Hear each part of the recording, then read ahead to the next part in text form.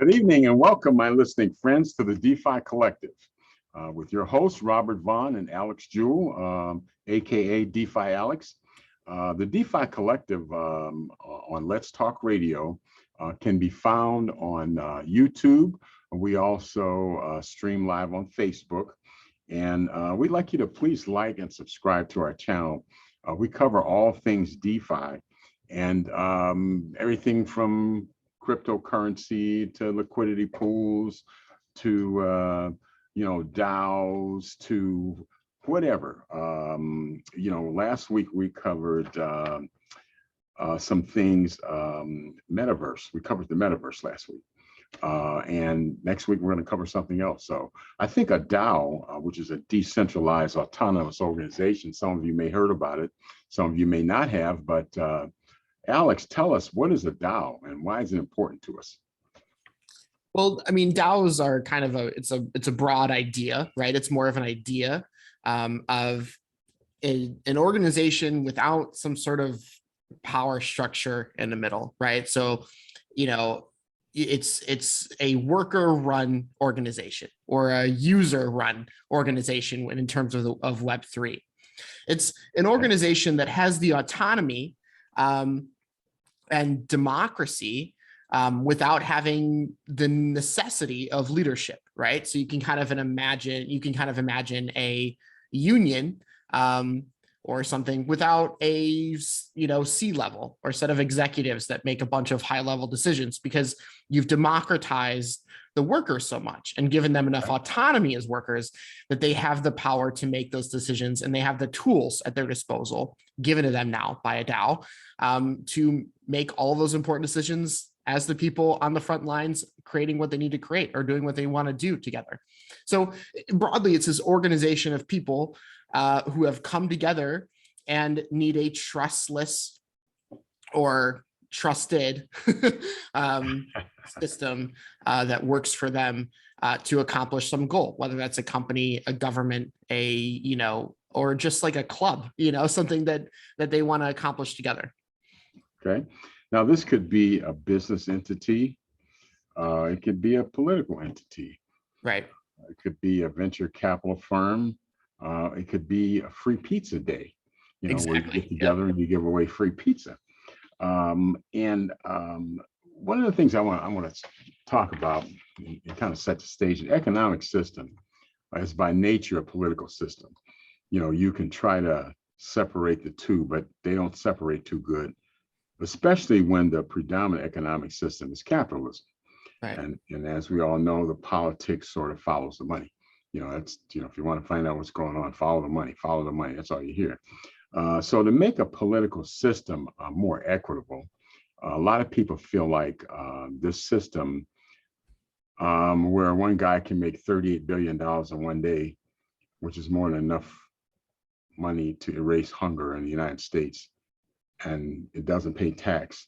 A lot of people see that as not being equitable. Right. Yeah. I can't see that. So to make a political system more equitable, the economic system has to be more equitable, hence the DAO, the Decentralized Autonomous Organizations. And I think, one thing about a DAO gives everyone involved fractional ownership. So say, for instance, we have the predominant, I guess, institution, not just corporate institution, but the predominant institution is a hierarchical institution where you have a head schmut, or you have a head guy, at the top, and then you have these people who are captains, and you have lieutenants. And that's sort of been, I think that came from the military, that sort of hierarchical system. And one of the things about this is it's across all institutions, our political institutions, our financial institutions.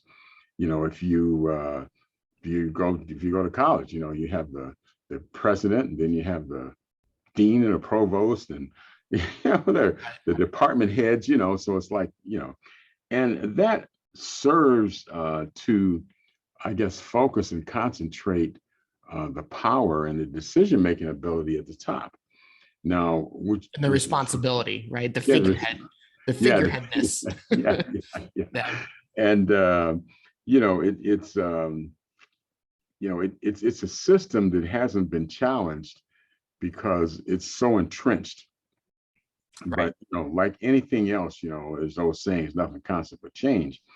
I guess what a DAO, a decentralized autonomous organization, is somewhat of an institutional evolution. You know, it's this institution is evolving, and it's evolving because you know, it hasn't really changed in I don't know how many years. I mean, I can't even, you know, I mean, you had the king was the first example. You know, when you had the kings and the serfs, and so you know you've had this hierarchical institution that hasn't changed. So I think a DAO is somewhat of an institutional evolution. You Yep. know, and it puts power, you know, back in the hands of the people who are involved, the vast majority of people. Yep. It's democratic in nature. A hierarchical institution, you know, it's like, you know, you go to you're working at Ford Motor Company or something, you know, and the president says, "Hey, we're going to do this, we're going to do that." You say, "Well, you know, Fred and I were talking, and we think we should do something else. Well, we think that's a real stupid idea, you know, and Right. you know that probably wouldn't go over too well." But in a DAO, well, Fred and I and all the other employees, you know, took a vote, and this is what we think. This is how we think we should proceed.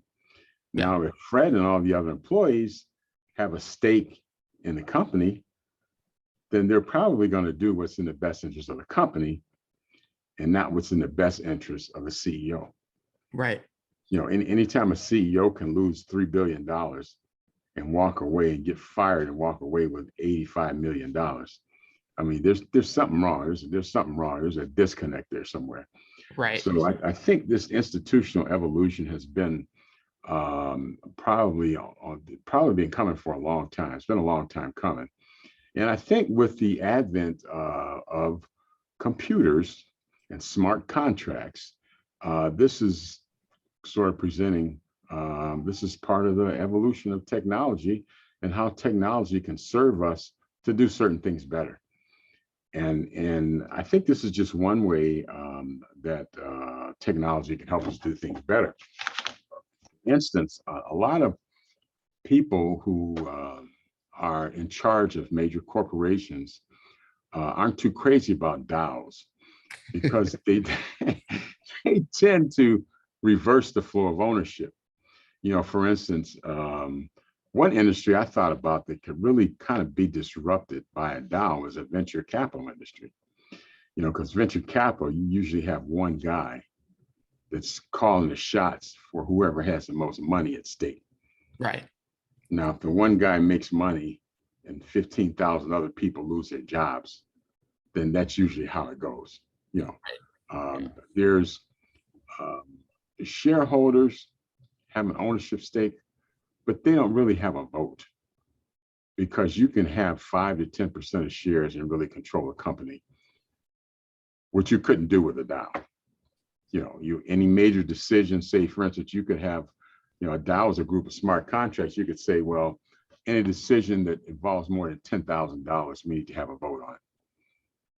So the people in charge would have some leeway to make decisions on behalf of the company. But if it came to a certain level, like for instance, you couldn't give yourself a $60 million golden parachute when you got fired. You couldn't do that, you know. So I think I mentioned venture capital because, you know, the distribution of venture capital might be a little different. You know, how this money is distributed. You know, and a lot of people could get in early for a little money and watch this thing grow and make decisions that are in the best interest of the company. And down the road, they could stand to make a substantial sum of money. Right. Because, you know, one thing, it's worldwide. It's not one guy from Russia or one guy from the US. You know, it's a group of people from all over that are making the decision on behalf of venture capital. Now, can you think of any more industries, Alex, just off the top of your head that might be able to that will be disrupted and might be able to benefit from a DAO? Yeah, I mean, well, all of them, but yeah, I was going to say that besides all I think corporations. what's interesting, kind of going back to a couple of things that you said. One, when you talk about the entrenchment of our idea that we need central leadership, right? This idea is like, there's a lot of misconceptions around that. I mean, when you think about companies, for example, now I'm not saying that companies never need leadership, or there aren't situations where leadership is good, or delegation of some kind is good, right? But when you think about the fact that like the track record of leadership, look at startups. How many startups don't work? How many venture capital backed, executive level led companies just don't work, right? And so the reality is that statistically speaking, you actually don't have great odds. If you start a startup tomorrow, you don't have great odds of that startup surviving, even if it's a good idea, or you have people that might want it, you have an audience that you have to get it in front of, right? Because the fact is that leadership doesn't make a difference, and venture capitalists arbitrarily deciding that they need to inject money into it or not doesn't make a difference, because venture capitalists will throw money at 100 things because they have the money to throw at 100 things, hoping that one or two of them does something great, right? And becomes an Amazon. But the problem is with that when one or two of them become an Amazon, well, now there's no room for anybody else to even compete at that level or do the jobs that Amazon does. And now you have a company that's just acquiring everybody else around it who has a somewhat good idea. And you're just seeing this continued snowball effect of centralization of wealth and power towards the top, simply because the model of leadership and the model of, how a lot of companies have been set up and funded throughout the history of capitalism in the last century is actually pretty nefarious. and so thinking differently about that, the idea of delegation in a DAO is really cool. It's not to say that leadership never does good work, that there isn't jobs within leadership positions that people should be doing.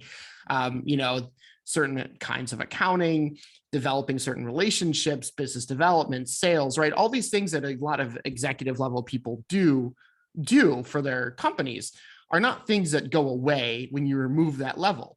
What happens though is that they get sort of spread back out amongst the company, where you have people who are delegated to do those things, and you don't need that level. It's not exclusive to a C-level to be able to carry out those functions that are necessary for work, right? And so I'll give a really great example of, because Web3 is giving us this opportunity to decentralize all these things that made Web 2 work. Talk about Web3 real quick for those of our listeners who aren't familiar with it. Sure. So Web 1 was sort of just this idea of like having static pages that people could go online and look at. This was like maybe a couple news sites where they might put a couple news up, or, just a site with one picture on it and a recipe, or, whatever first websites were. Beginning internet. The first internet, reports or just ideas put on web pages, right? Mm-hmm. A lot of it was academic, actually, initially. Mm-hmm. And then Web 2 was where we started seeing interactivity. And this is where data became really important. A lot of the things that we talk about around, surveillance capitalism, the importance of data, the importance of owning your data, all of this has come out of what came out of Web 2, which is a bunch of big tech. This was the birth of big tech, of these large tech companies that created business models, not around necessarily a product, but us being the product. And it became the interactive web, us going on Facebook, having social media, having a lot of media consumption and creation online. This was the interactive web, Web 2. And it was the big web.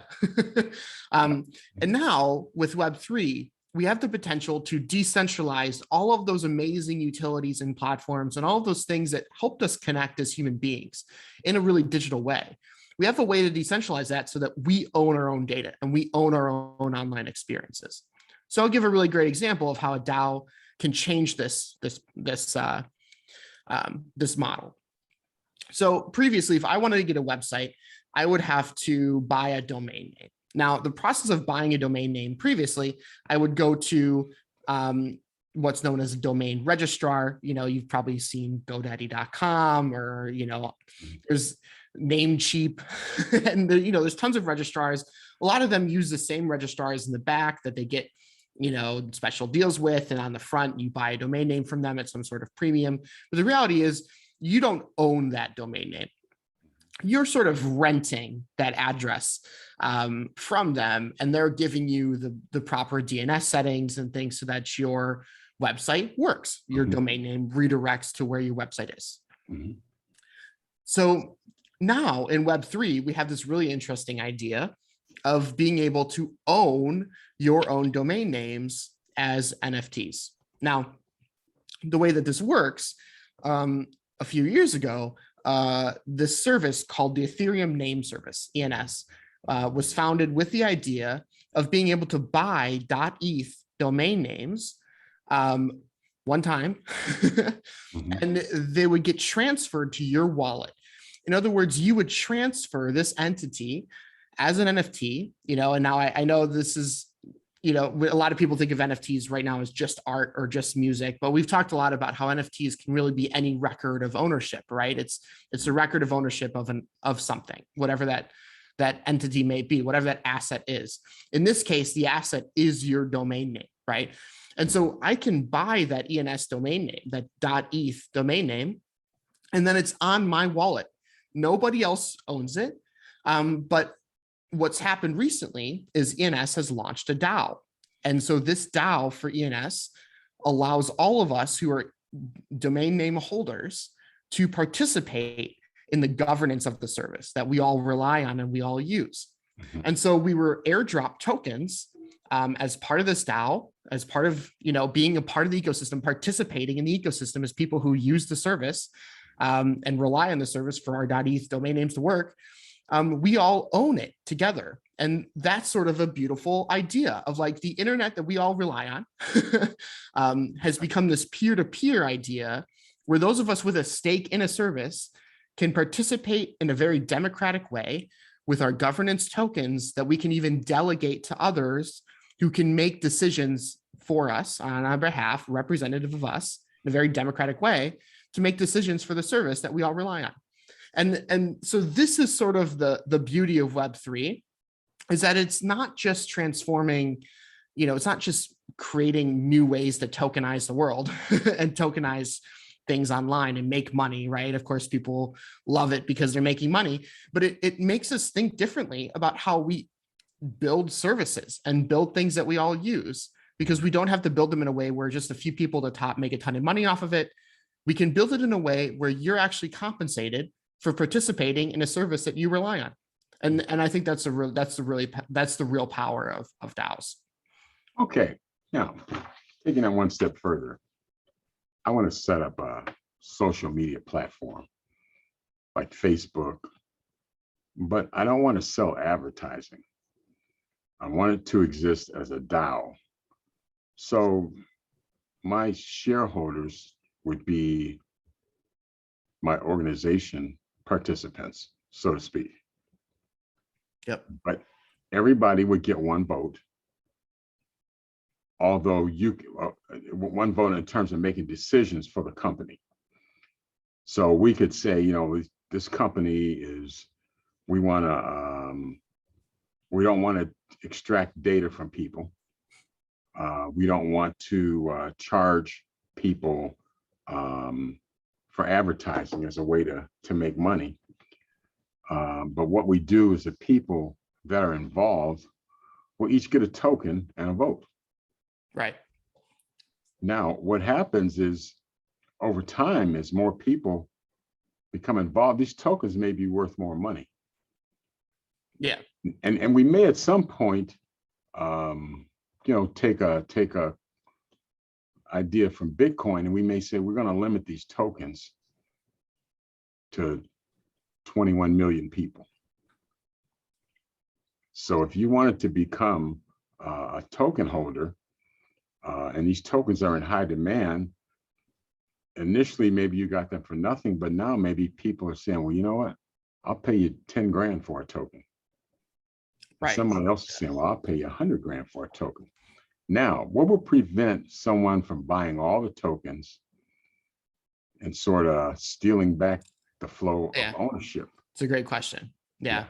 So the design of DAOs relies heavily on smart contracts. So ENS is actually a great example again here, because ENS does have a limited number of tokens. And the idea is that as everybody kind of pulls up those tokens, the value of those tokens, those governance tokens, will go up in relationship to the traditional economy, right? In terms of US dollar value, because of the scarcity of those tokens and the importance of them for a very important service that more people are using, the value of them will go up. Now, the design of these DAOs is really important in terms of the open source code that people contribute to, including lawyers. Lawyers are a big, important part. I know this sounds disheartening, but lawyers are a very important part of the future economy, because people who understand the contractual language, or the logic, more than the language, the logic, the contractual logic that gets written into the code to prevent nefarious things from happening or bad things from happening. So the design of DAOs relies heavily on smart contracts that prevent people from doing that. So they're called anti-whale mechanisms, because people who hold large amounts of a certain token are known as whales. And a lot of projects now are being designed in a way to prevent whalemanship. They're being designed in a way that you are limited in how much you can sell or buy at a time. They're limited in how much total you can hold as one individual. Or even if you end up trying to hold more than that, they might put a limit on your governance in relationship to that. So maybe you end up with a bunch of tokens that are worth more than anybody else in US dollars, but your vote still is counted equally to everybody else's, right? So there's ways of maintaining democracy within the system without allowing some people from sort of gaming the system if they already have the means or the resources to try to do that. So yeah, that's being thought about and developed out more and more as more people come into the space and add different perspectives. And, a lot of this stuff is emerging from a technological standpoint of how do we build this stuff? How do we take all these utilities that we've had online, file storage and email and social media, and how do we take all these things, decentralize them, but then also proactively think about problems like that, and how do we prevent those in the design of the system? And luckily it's open source code, so people can continue contributing and improving upon it as everything grows. Right. Okay, I'm going to play devil's advocate here for a minute. Okay.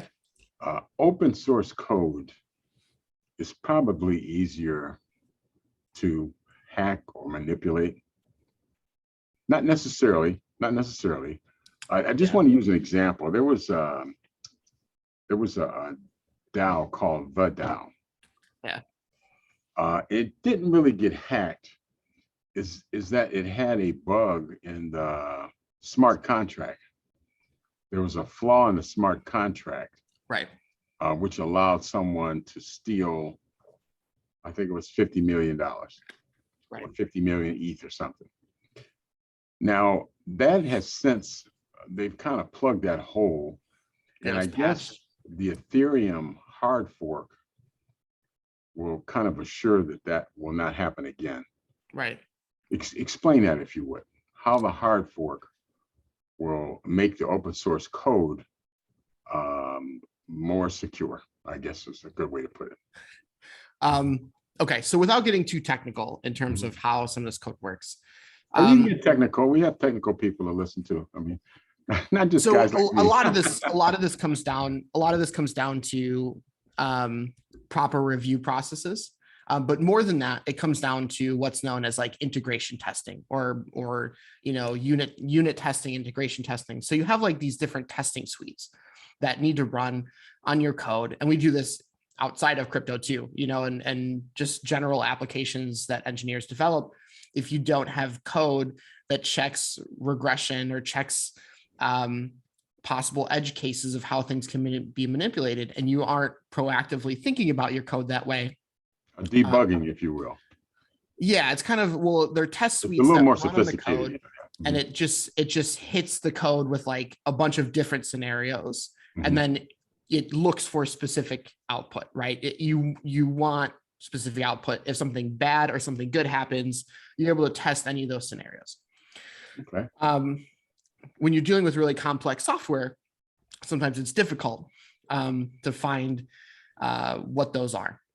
So in terms of Ethereum's hard fork, that's going to address what happened with the DAO. Their hard fork is essentially looking, it's creating testing scenarios that deal with those kinds of things, not just what happened with the DAO, but a variety of other things that prevent the smart contract language from opening up those holes again, or creating those scenarios, those what are known as regressions, those regression scenarios that are hard to that are hard to predict until something happens. So it's just having the proper testing around the code. And this is important with any open source code. If you don't have the proper testing in place for open source code, and you have a bunch of people contributing to it, even if it's reviewed properly, even if like you say 4 engineers need to review this and approve it before it goes in, you're still dealing with possibilities because humans are humans, right? Humans will miss things. But if you write the proper testing scenarios, hopefully you don't. Hopefully you miss less, right? So you want to try to error proof, right? The open source code, exactly. Which could even be something like if there's a large transaction, maybe that transaction is put on hold while we check it out. Right. Yeah. And those are rules, right? You can set up rules for specific scenarios, run testing on them. And that helps you, it helps you feel more confident in your code that goes out. Okay. All right. Meta Cartel, a company that has established a venture DAO that I guess is having some success in terms of getting input from everyone involved in it. I think, the advantage of a DAO for venture capital is that you get input from all around the world, and you can focus on things that not just benefit one person, right? Who would be the head person. So maybe things that focus. So maybe they take a vote and say, we want to focus on something that will make getting vaccinations more equitable. This is where we want to put our focus. The difference is everyone involved, all the stakeholders, would have voting power. And one of the things, and this isn't necessarily a bad thing, but one of the things that's characteristic of capitalism is everything has to be tied to making money. If I said, Alex, I've been doing some genetic research, and I got something here that I think could cure cancer. I want to give it away for free, Right. And somebody heard me say that, they probably say, well, you guys crazy? Do you know what you can make off of that? Right. And so a lot of times the research gets done because there's a pot at the end of the rainbow. A lot of things are determined by how much money somebody can make on it, which may not always be the best thing for society, may not always be the best thing for people's health, may not always be the best thing for societal health, but it's based on how you can make the most money off of it. Now, I think a DAO is not anti-capitalistic. It's pro-democratic and it's pro-equity. Right. You know what I'm saying? And you could still participate in a DAO and make money, but I think that will not be the end all be all. There's some more qualitative factors, right? And I think that's the important thing. What cryptocurrency in general, decentralization in general, and tokenization in general allow us to do is we can tokenize things contextually and think outside of just some static currency. And so what's interesting here is that we can value things within context on an important list of things that are important to that context, as opposed to just bottom line. And I think this is really powerful when you're dealing with, a very complex society that isn't just about a bottom line, right? Our quality of life often comes down to, especially in capitalism, our quality of life comes down to a bottom line versus our quality of life in many instances, right? Like your cancer treatment example. I mean, pharmaceutical companies, the question isn't whether or not their stuff works. Obviously, their business model is that it works, right? Mm-hmm. The question is who has access to it? And the reality is that they've put a number on what somebody's life should cost them. And this is a very dangerous situation that we end up in, where, diabetics have to pay a certain amount to get the right amount of insulin that they need every month. You have diabetics all around the world who have to ration insulin. That's just one example, but this comes down to every sort of drug or every life-saving thing or every important thing that we need: water, electricity, work. There's all these things that come down to equity and come down to quality of life that are about way more than just the bottom line. And this is the powerful thing about DAOs as well. For example, the pizza DAO example that you mentioned briefly for Bitcoin Pizza Day. We created this thing called Rare Pizzas. It's now the Pizza DAO. And what we did is we set up a system where we could support artists by having a bunch of artists create pizza box designs. And then, we minted them as NFTs. We sold those NFTs on the market. We took the proceeds from that so that we could support local pizza places on May 22nd, Bitcoin Pizza Day, and give free pizza out to people who participated. So around the world, you saw people getting free pizza. That's a great payoff from my perspective, because I love pizza. Yeah, exactly. The mission was we should support artists, we should support local restaurants and localized economies, and we should support people who need pizza and like pizza. And everybody won in that scenario, right? And it wasn't like, how much money can we make off of this? It was about, how do we shuffle this around so that the valuable things happen? We support the people who should be supported. And there was a lot of equity in that. There's a lot of just pure happiness and enjoyment in that, because it showed the egalitarian idea of a DAO versus just us making a bunch of money. And I think that's really cool. I think anybody could look at that and be like, wow, that's really cool. No matter the biggest capitalist in the room could look at that scenario and see value in it. And I think that's the power of thinking differently about what makes things valuable and creating systems that are more equitable. Right. Now, you could have an equitable system that achieves some lofty goals, and you can make money too. Right. But I don't think the money can be the main reason that you're doing it. Exactly. Unless you're, say, for instance, I thought about this, maybe a construction DAO could be a joint venture. Yep. Between many different companies. And the DAO could be the general contractor. Yep. Yeah. And the plumbers could be participant stakeholders, the electricians, the steel workers, the truck drivers, the window framers, the drywall hangers, could all be stakeholders in this DAO. Right. And since there would be, because if you know anything about construction, the general contractors who usually makes the money. Right. So, if you get rid of the general contractor and have more of a collaborative decision-making process, now you might have a general contractor to say make decisions on things that are less than $25,000, which is almost nothing in construction. Right.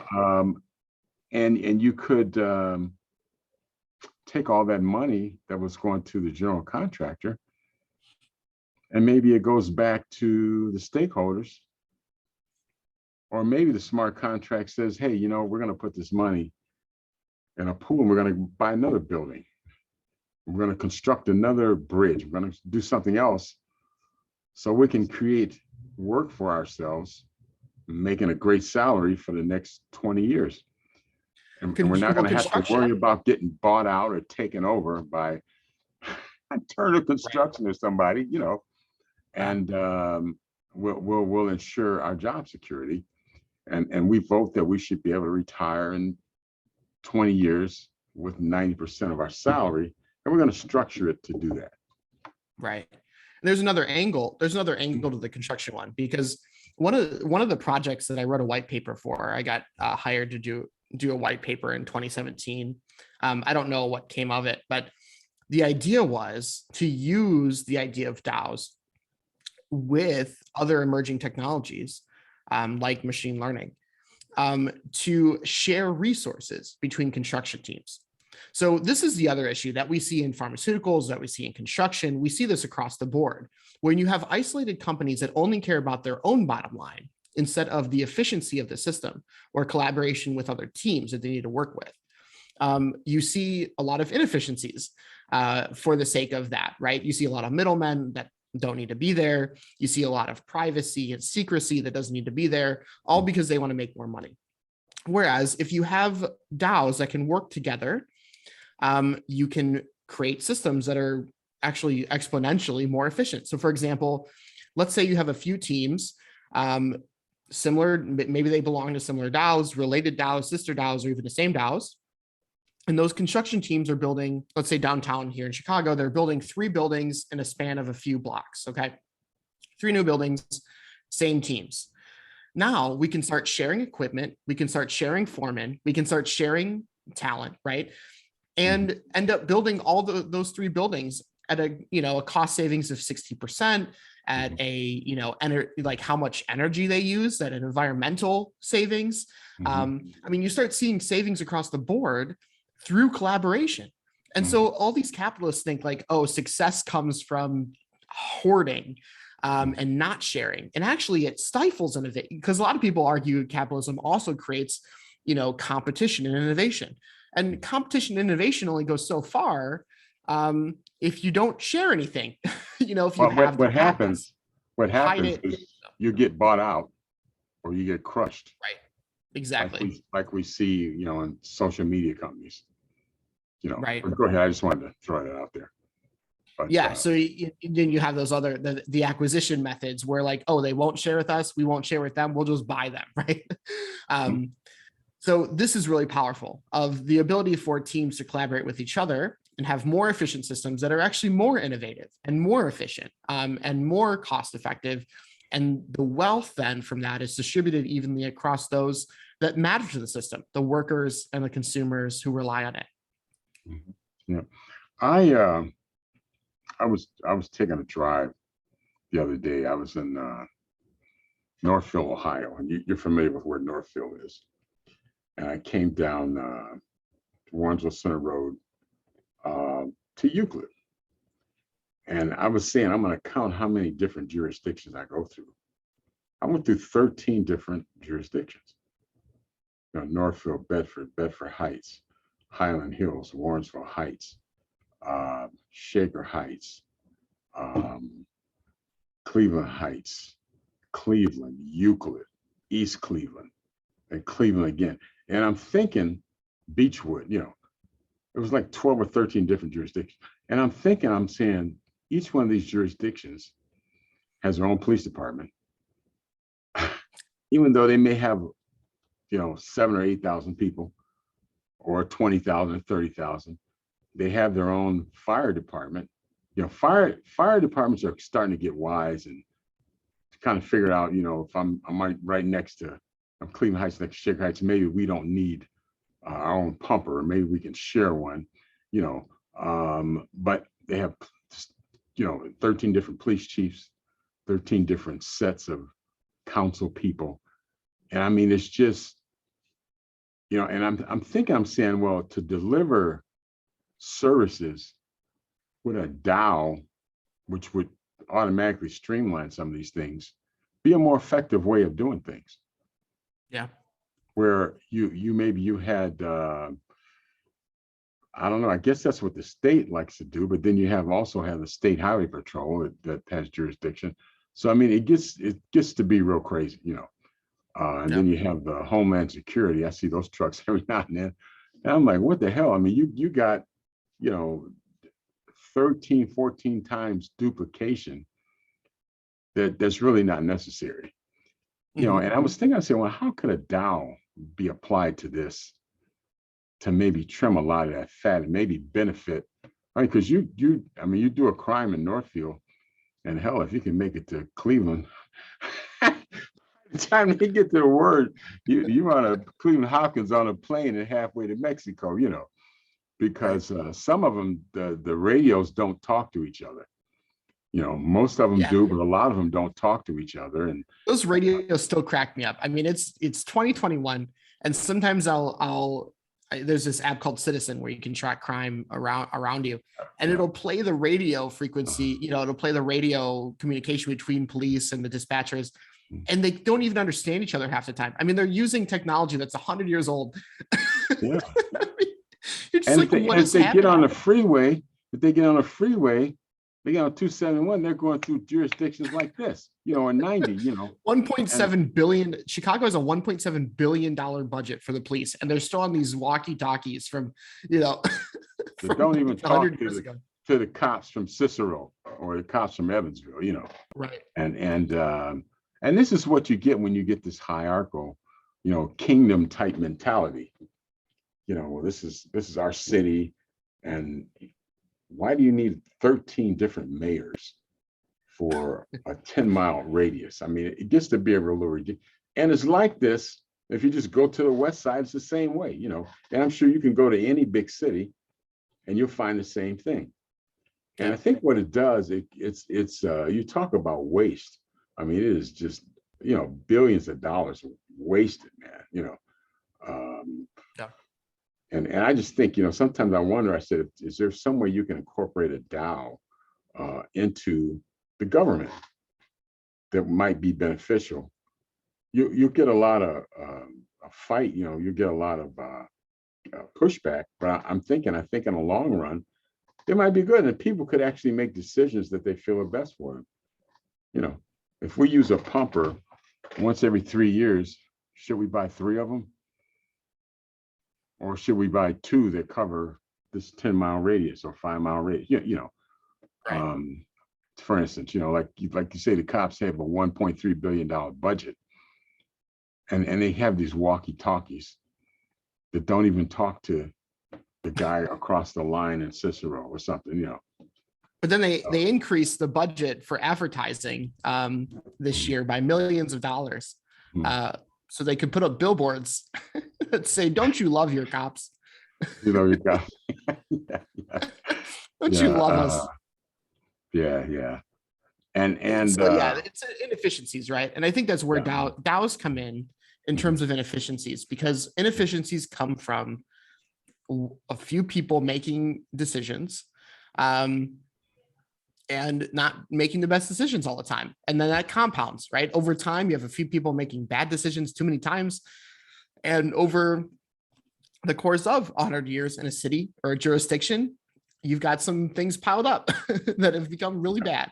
Like you look at a lot of metropolitan areas like Chicago, and the real concern, the real reason that money is a huge issue is because a few key decisions have been really bad, right? Of certain key decisions around how the pension funds were handled, a few key decisions around selling our parking system to a private company to make a quick buck.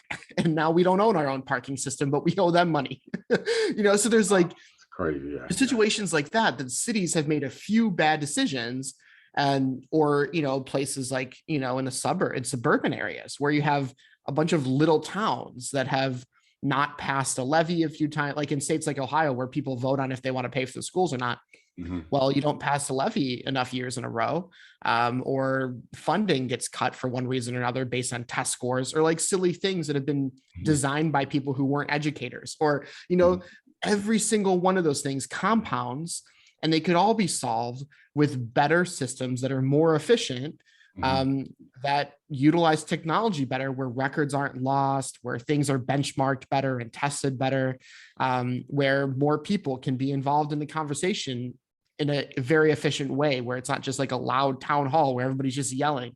Yeah. You can have better democracy as opposed to, the representative mess that we have now, where you just trust a few people who probably aren't really that qualified to make decisions that end up impacting the system they're making decisions for probably decades to come in many cases.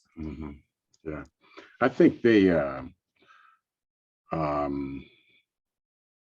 since, economics sort of determines politics, I see the first real use and effective use of DAOs is within the economic system, Right. or the economic hierarchy, such as banks, for instance. Maybe we start a bank that's a DAO. Everybody kicks in $1,000. There's no board of directors or CEOs, and we make decisions that are in the best interest of the owners or the stakeholders. I'll call them. Yeah. That's why most of the DeFi protocols are DAOs, Uniswap and Maker and, all of them, Compound, they're all DAOs, and that's why. Right. So I think, decentralized finance is something that's, it's here to stay. The system is changing, and you can tell it's changing because anytime you get a guy from a venture capital firm that says Bitcoin sucks, but then he sets up a Bitcoin department, Right. that fix is in. They're attempting to talk out of both sides of their mouth. But I think I see the time when DAOs take the place of a lot of financial institutions. Yep, exactly. Yeah. If you wanted to, for instance, if you wanted to pool some money and make a good return, it probably wouldn't be to get a savings account at a bank and get 1% or 1.2%. I think you could do a lot better than that if you had a lot of people with input saying, well, I think this is what we should do. I think we should stake 20% of our money in a liquidity pool and get 12% interest. Right. I Exactly. think we should take 20% of our money and buy real estate, buy commercial real estate.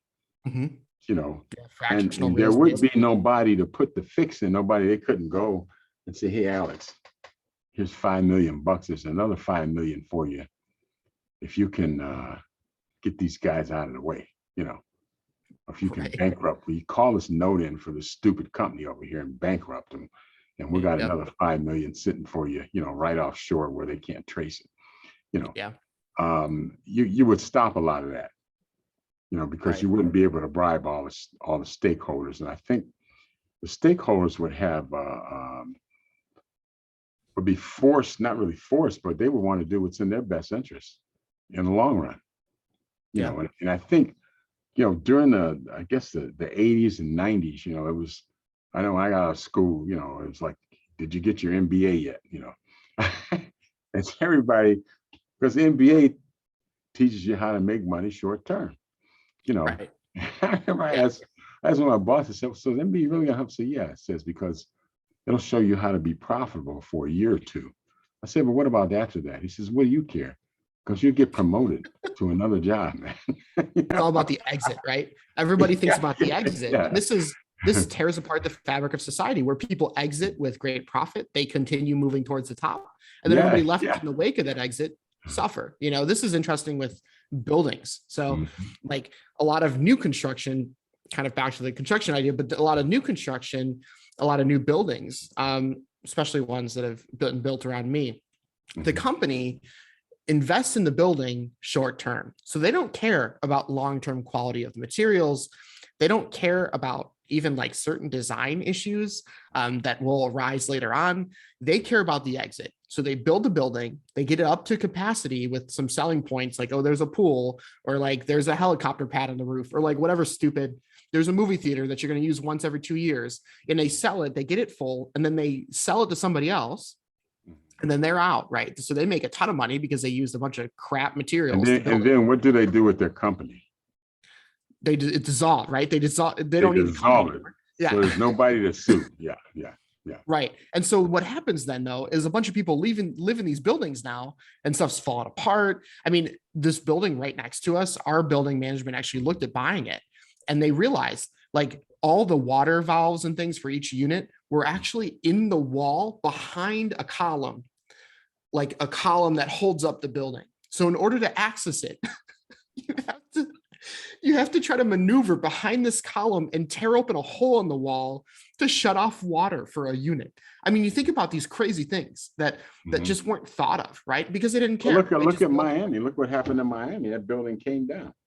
Right. And they knew it was bad. I mean, they knew they could tell 10 years prior to the building coming down that, you know, there were I guess the concrete slabs had cracks. Right. You know, the proper amount of rebar to reinforce the concrete was not in the building.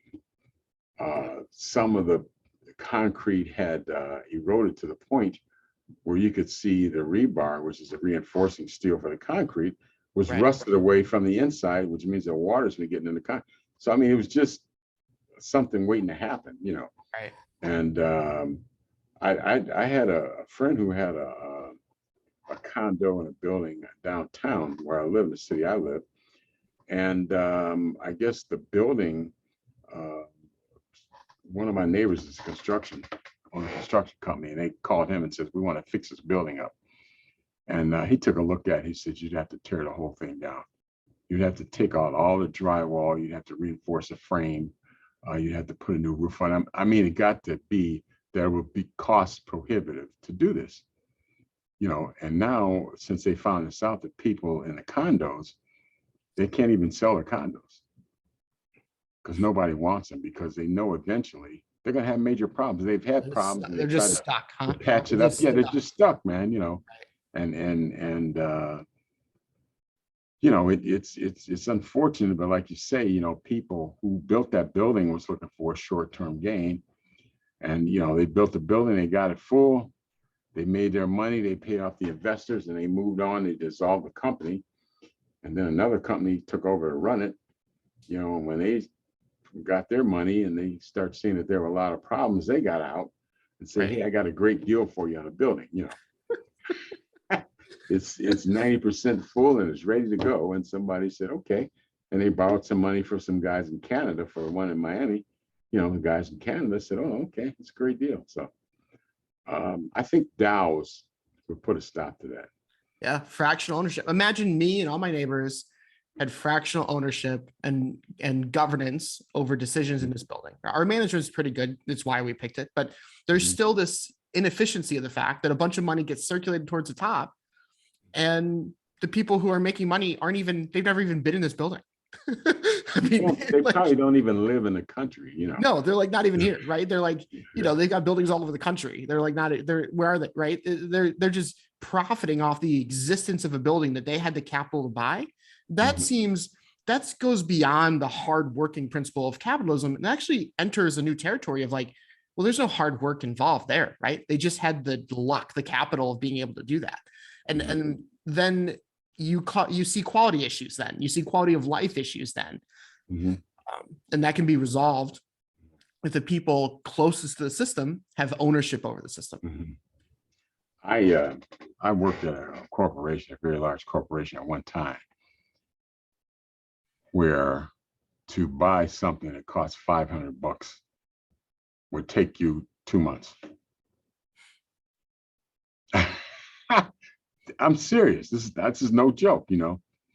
And I worked at another company where, you know, you got $25,000 a month that you could spend as long as you could cost justify it and it made sense. Yep. And the only thing they would tell you is they said, well, just spend it like it was your money. And if there's ever a goof up, it's going to be your money.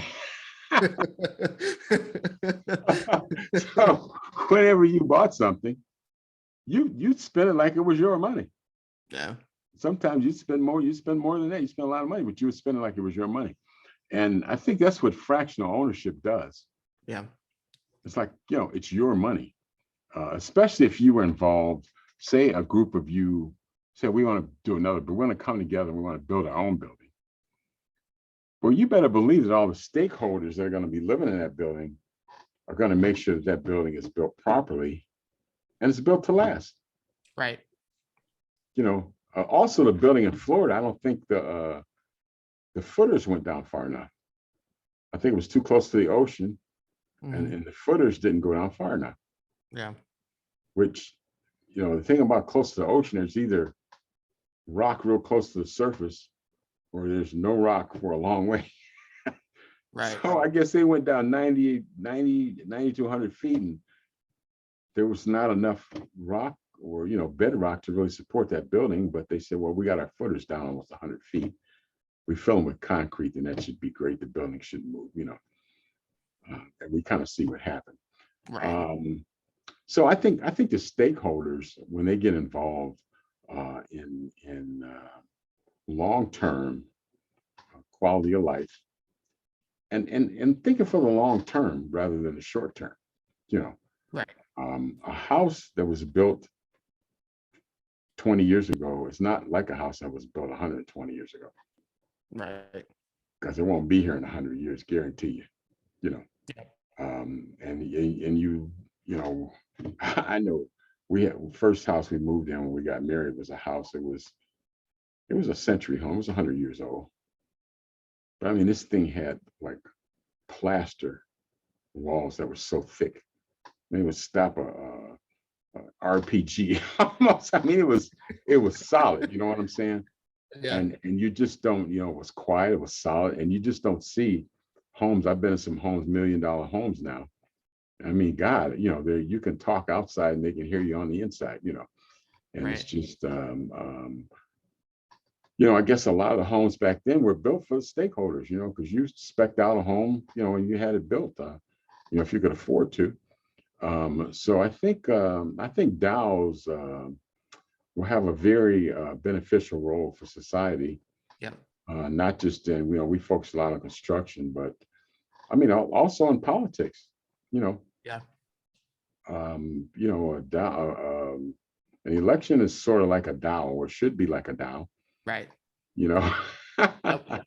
Yeah, you where can delegate your tokens. We've talked about that before abstractly, but the idea of being able to delegate your citizenship tokens to, you know, who you want to be elected. And then it's not even a questionable, there's not even questions about how the election went because there's a complete record of it. I mean, right, there's a record of it, yeah. right? It's transparent because I can understand when people say, well, I don't know what they do with those votes. Well, I don't either, you know, but I think you have to assume that there's enough people watching. Well, there's a lot, yeah, the way elections it's pretty hard to pull something off. I mean, it's, you know, you're dealing with yeah. random volunteers of varying parties, along with heads of each party that are delegated to be there and oversee the whole thing. They recount, right? There's a ton of like work Checks that and goes balances into making sure that they work. Yeah, However, it's pretty inefficient. And so that's, you know, that's ultimately the problem. What we've done, considering human nature, is created a bunch of checks and balances around the system to make sure it works okay. But it takes sometimes days, as we've learned, to count every vote and make sure that they're right. So right. That's not efficient.